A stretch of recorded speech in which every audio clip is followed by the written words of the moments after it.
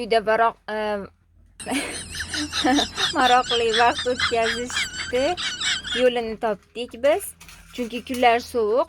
Pitsa mana bunaqa korobkalarini yig'ib qo'ygan edim.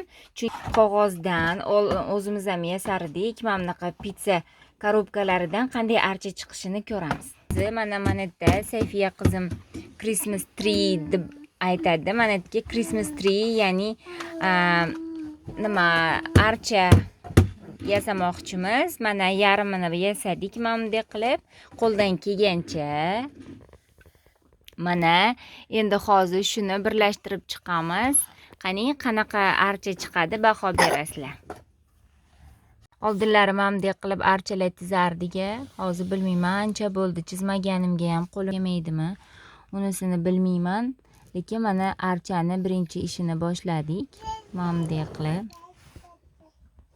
Lekin rasm darslaridan yaxshi baho olganman. Rasmda yaxshi chizganman maktabda.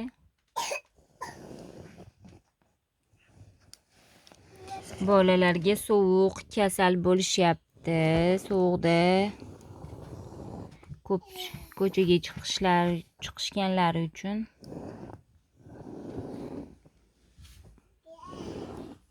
o'zim mana bunday g'oya topdim. Endi shuni mana bunday qilib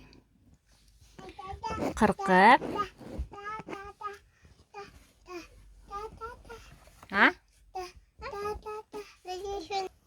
mana bizda yarim eskiz tayyor hozircha. Mana qolganini keyin tanishtiraman. Safiya qizim, good yemoq. Mana hammaga xayrli kech.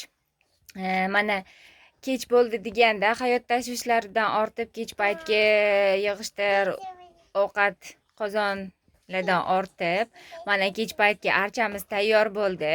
Biz mana qog'ozdan yasagan, ya'ni pitsa korobkalaridan yasagan. Mana ikkitasi qoldi. Bu korobkalarimizdan ikkitasi qoldi. Mana o'shalardan keyin mana qo'l artadigan qog'ozni tugaganlarini olgan edik, olib qo'ygan edik. O'shalardan mana farzandinglar uchun sizlar ham yasab bersalaring bo'ladi. Shunaqa mana archamiz qog'ozdan kam chiqim bolalar uchun.